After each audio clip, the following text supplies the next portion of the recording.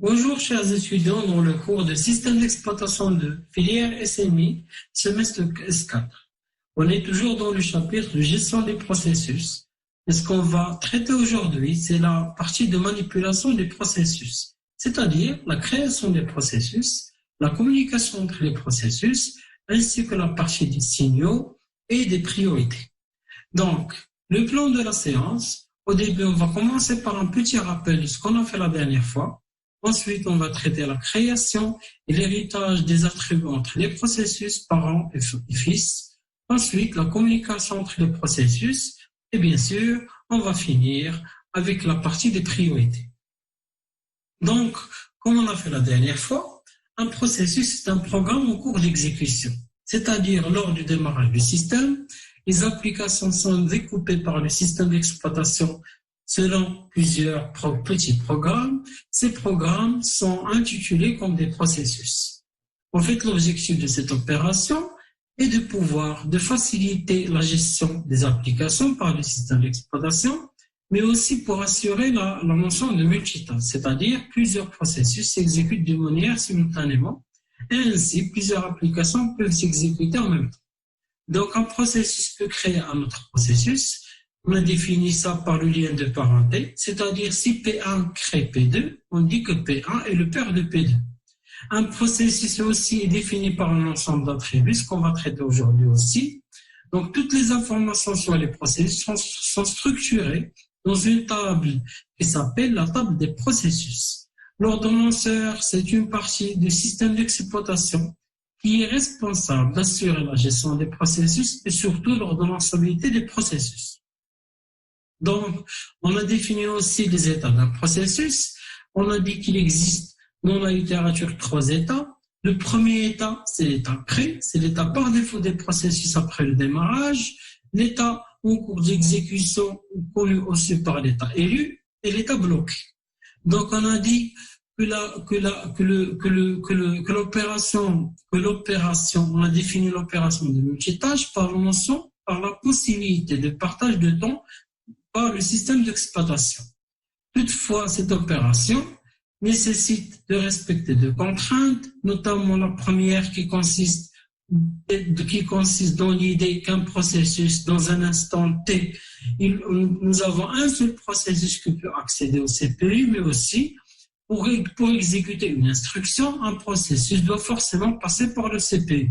Ainsi, pour assurer ça, le système d'exploitation via une partie qui s'appelle l'ordonnanceur traite l'accès de l'état prêt vers l'état en cours d'exécution via une file d'attente. Cette opération, ça s'appelle l'ordonnancement des processus.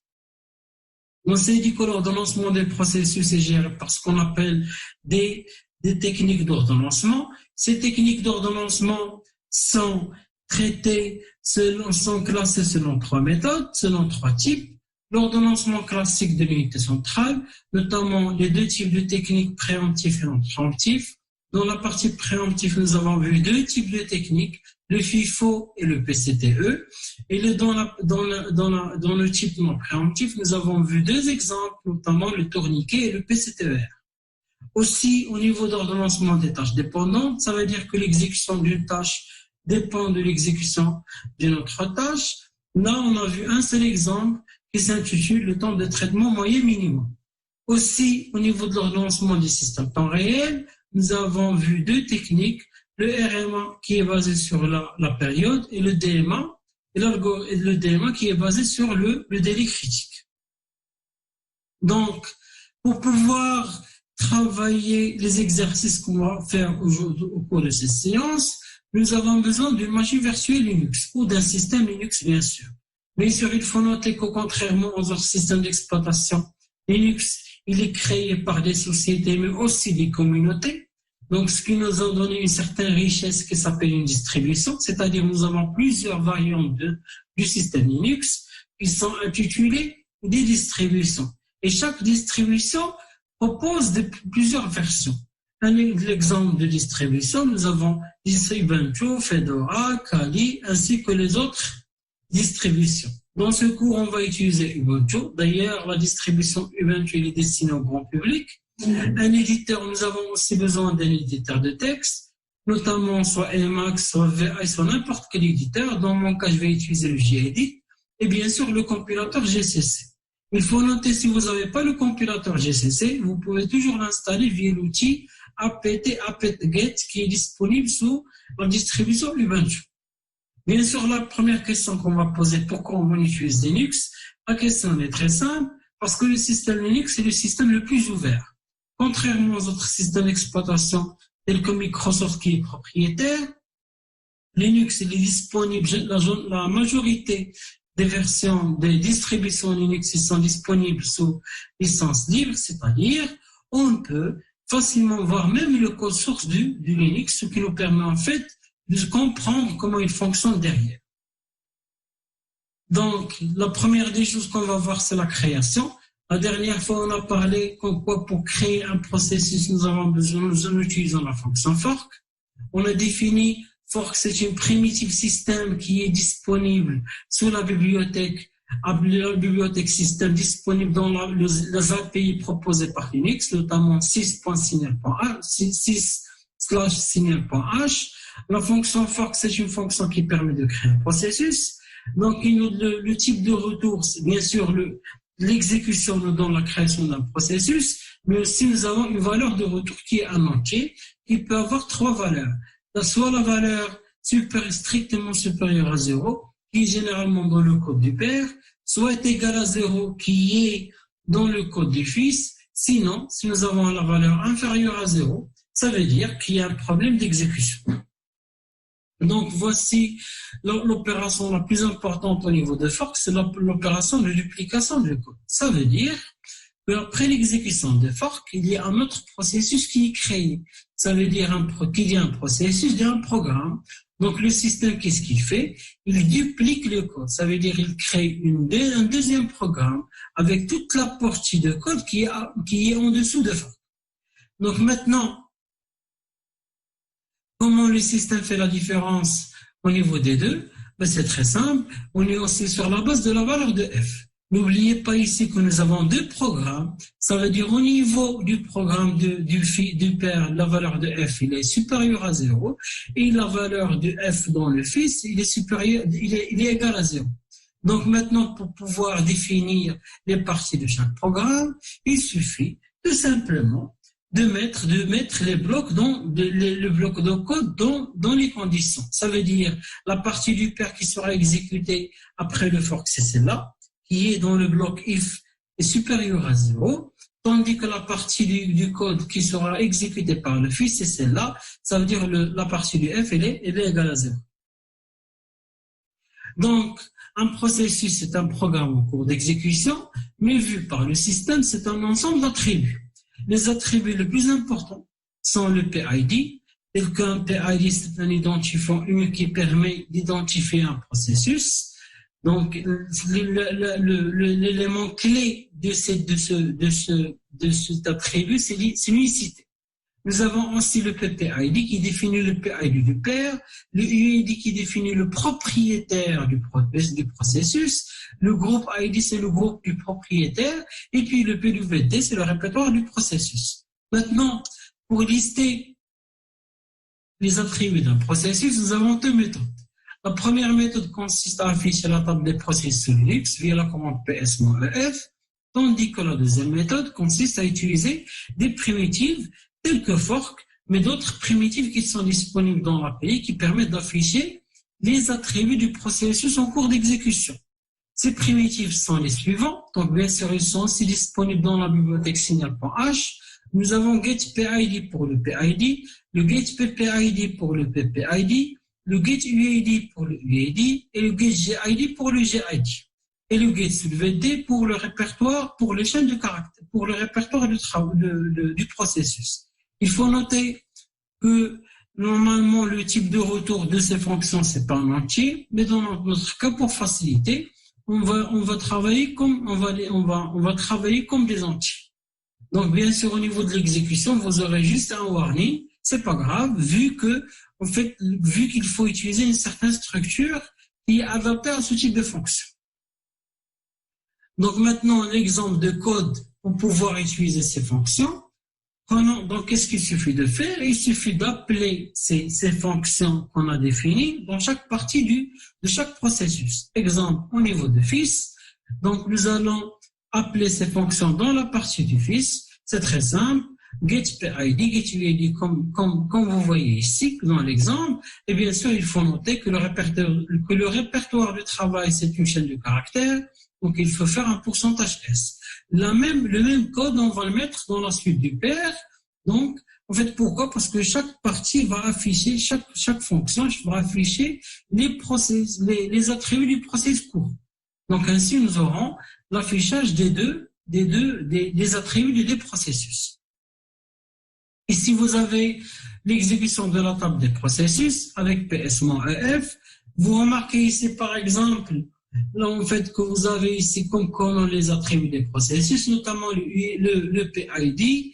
Le UID, c'est le propriétaire, le PID, le PPID, le temps d'exécution, l'instant d'arrivée, la priorité et le répertoire personnel.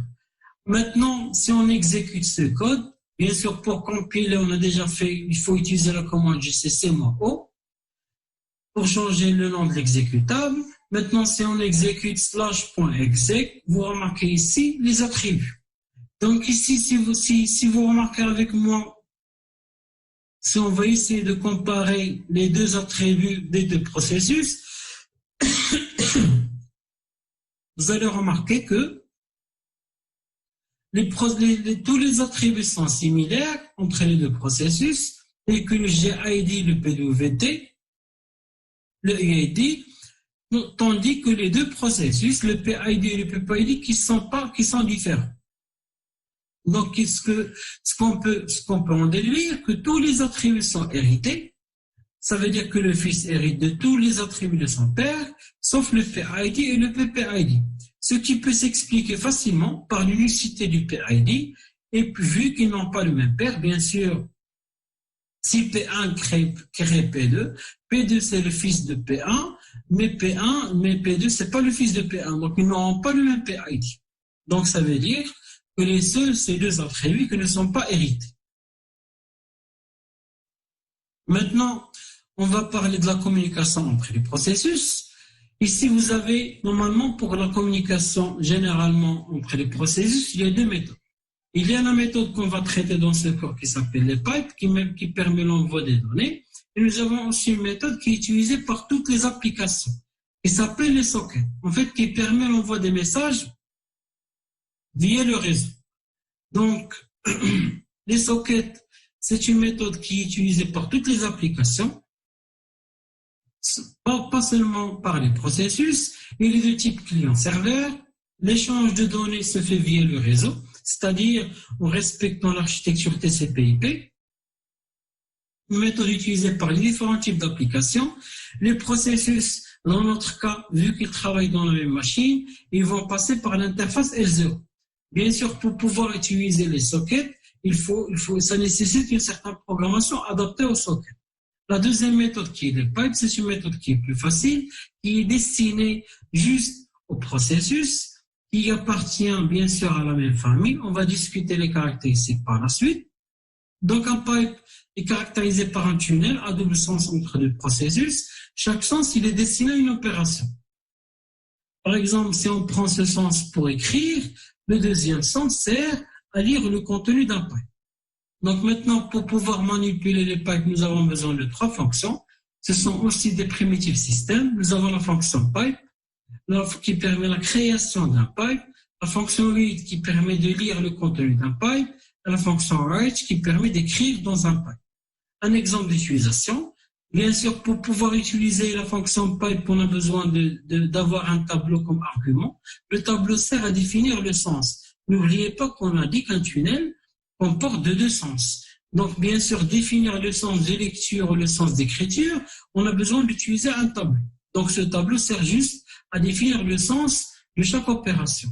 Pour écrire dans un pipe, nous avons besoin de trois arguments. Le premier, c'est le sens. Le deuxième, c'est le message. Et le troisième, c'est le nombre de caractères qu'on veut envoyer ou lire. Pour lire, c'est la même chose. Bien sûr, on a dit tout à l'heure que pour pouvoir, si on écrit dans des zéros, Donc, on va lire dans le deuxième sens, donc on va mettre D1. Donc, le deuxième argument, c'est la variable dans laquelle on va mettre le contenu du pipe, et bien sûr, c'est le nombre de caractères qu'on va lire à partir du pipe. Donc, les exemples dans un programme, on va par exemple, le père va créer un pipe, donc on va mettre pipe dans la partie du père. On va, bien sûr, il faut définir une variable t de type tableau entier avec deux cases.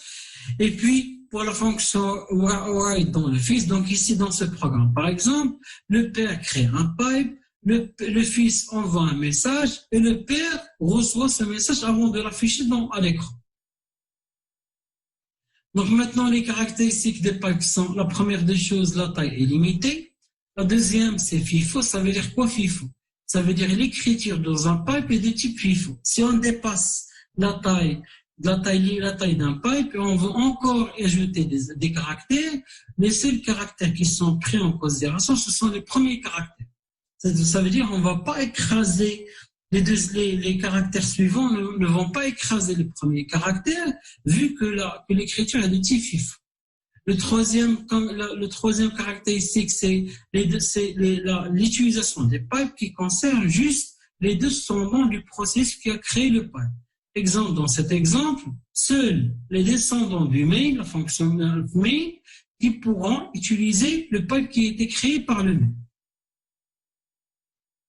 Ensuite, la lecture à partir d'un pipe vide est bloquante, c'est-à-dire si un processus essaie de lire à partir d'un pipe, il sera bloqué jusqu'à ce que le pipe soit rempli. Et le dernier point, c'est la lecture d'un pipe. Après la lecture d'un pipe, le contenu est supprimé, bien sûr, ce qui s'explique par la taille limitée d'un pipe.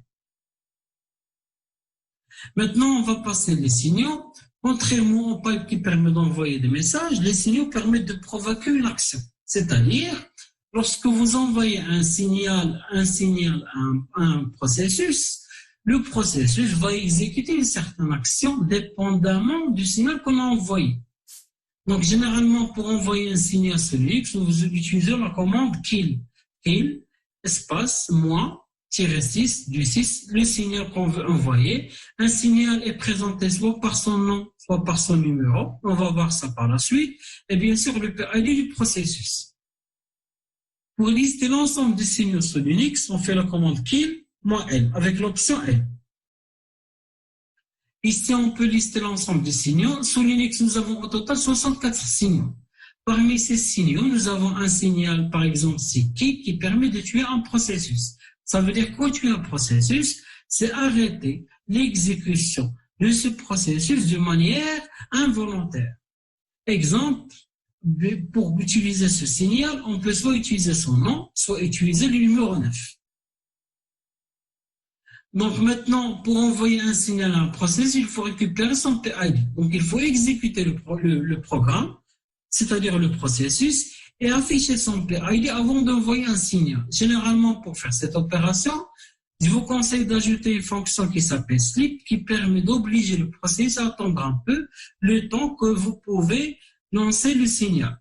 Donc, exemple, si on veut tuer le père, on va faire kill, -9, et le PID qui sera affiché par le père. Donc, il faut noter aussi que si on tue un processus, tous ses descendants vont tuer. Ça veut dire, si vous tuez ici le main, le fils sera tué. Pourquoi cette opération? Le système fait ça pour éviter l'état zombie. Donc, c'est quoi un état zombie? Un état zombie, c'est un processus en cours d'exécution qui s'est achevé, mais qui dispose toujours d'un PID qui reste encore visible dans la table des processus. Donc, il s'agit d'un processus qui doit être déjà mort réellement, mais il est toujours là. Donc, généralement, ce type de processus cause la détérioration des performances globales du système. Pourquoi? Parce qu'un processus zombie, il est là, il consomme les ressources, il occupe la RAM, mais sans rien faire. Généralement, un processus zombie, ils sont créés s'il y a une mauvaise manipulation lors de la création d'un processus. Prenons le schéma suivant, par exemple. Vous avez le père après l'exécution de fork. Le père, qu'est-ce qu'il fait? Vous aurez deux processus, mais le père doit doit attendre l'exécution de son fils. Il est là à attendre l'exécution de son fils. De même, le fils lorsqu'il finit, il doit attendre une réponse de son père. Maintenant, si on arrête par exemple de manière involontaire le fils, avant la fin de son exécution, on peut causer un état zombie. Et d'ailleurs, l'état zombie, il est causé à base de cette opération. Donc, on peut identifier généralement les processus zombies dans la table des processus au niveau de la colonne statut. Tout à l'heure, on a fait PS-EF, vous avez vu une colonne statut. Donc, au niveau de la colonne statut, si vous avez le mot Z ou le mot defunct, ça veut dire que le processus, c'est un processus zombie. Maintenant, pour éviter l'état zombie, il suffit d'utiliser une fonction primitive système qui s'appelle wait. Bien sûr, la fonction wait, on doit la mettre dans la partie du père. Donc ici, par exemple, qu'est-ce qu'il fait? Il va obliger le père à attendre son fils et il va obliger le fils à attendre son père. Ainsi, il va éviter l'état zombie. Généralement, il faut mettre la fonction wait dans le père pour chaque processus. Ça veut dire, si vous avez un processus qui crée deux processus, il faut mettre deux wait dans la partie du père. Donc, la fonction wait prend un argument en entier, statut, ou n'importe quelle variable. Cette variable va nous donner l'état de wait. Ça veut dire, est-ce qu'il y avait un cas zombie ou non? Et le PID, c'est quoi? La valeur de PID va mentionner le processus qui a causé le problème. Donc, maintenant on va traiter la priorité des processus. Tout à l'heure, on a parlé de l'ordonnancement des processus. On s'est dit que les techniques d'ordonnancement permettent de définir à n'importe quel instant quel processus qui a le droit d'accéder à une ressource partagée. Généralement, ça marche sans problème, mais des fois, on veut donner la priorité à notre processus. C'est-à-dire, malgré la technique d'ordonnancement, on a besoin qu'un autre processus s'exécute. Exemple, les processus sont en train de s'exécuter, mais on veut que le système d'exploitation accède. D'ailleurs, la partie d'ordonnancement, l'ordonnanceur a besoin de s'exécuter avant les processus pour pouvoir sélectionner le processus à s'exécuter. Donc ainsi, pour assurer ça, on a besoin de définir ce qu'on appelle la priorité des processus. La priorité, c'est un indice associé à chaque processus, donc qui permet de définir la priorité d'accéder à une ressource. Ça veut dire, si on a deux processus, tel qu'un processus a un indice de priorité plus important, il va accéder. Premièrement, il est prioritaire pour accéder à la ressource indépendamment de la technique d'ordonnancement. Ça veut dire que les techniques d'ordonnancement sont prises en considération pour les processus qui ont le même indice de priorité. S'ils ont deux indices de priorité, celui qui a une priorité plus importante, il est plus prioritaire à accéder à la ressource. Donc, sous Linux, les priorités prennent des valeurs, sont dans l'intervalle moins 20, 19.